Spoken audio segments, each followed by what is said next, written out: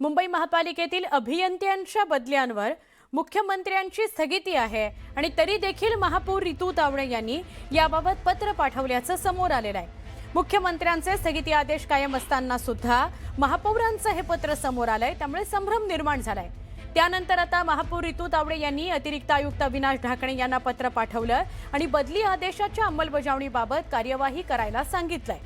Municipal engineer युनियनकडून आलेल्या निवेदनाचा संदर्भ देत नियमानुसार योग्य ती कारवाई करण्याच्या सूचना पत्रात करण्यात आलेल्या आहेत। मुंबई महानगरपालिकेतील सहाय्यक अभियंता आणि दुय्यम अभियंता पदावरील अधिकाऱ्यांच्या बदल्यांबाबत हे पत्र पाठवण्यात आलेलं आहे। त्यामुळे बदल्यांच्या प्रक्रियेबाबत पुढे नेमका निर्णय काय होतो हे बघणं महत्त्वाचं आहे।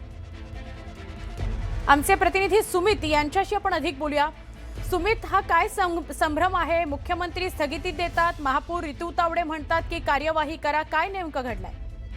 एकतर मुंबई महानगरपालिकेमध्ये बदल्यांवरून मोठं राजकारण रंगायचं किंवा पैशांची देखील देवाणघेवाण व्हायची असं म्हणत भाजपचे अध्यक्ष मुंबईचे आहेत अमित साटम त्यांनी आणि एका सामाजिक कार्यकर्ते अनिल गलगली यांनी मुख्यमंत्र्यांना पत्र दिलेलं होतं आणि त्या पत्राच्या आधारे मुख्यमंत्र्यांनी प्रशासकीय काळामध्ये प्रशासकांना आदेश दिले।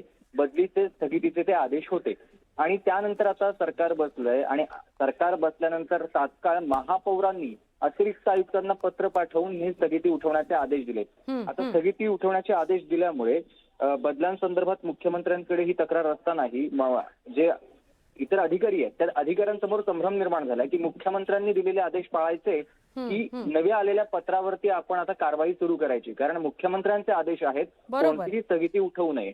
त्यामुळे हा संभ्रम आणखी वाढण्याची शक्यता आणि दुसरं म्हणजे भाजपच्या अंतर्गत वाद देखील सपाटीवर येण्याची शक्यता आहे। नक्की सुमित, धन्यवाद माहिती दिल्याबद्दल। आणि जर मुख्यमंत्र्यांच्या स्थगिती आदेशच्या संदर्भात महापौर रितू तावडे यांना माहिती नसेल तर हा तर अजून एक मोठा गंभीर प्रश्न आहे।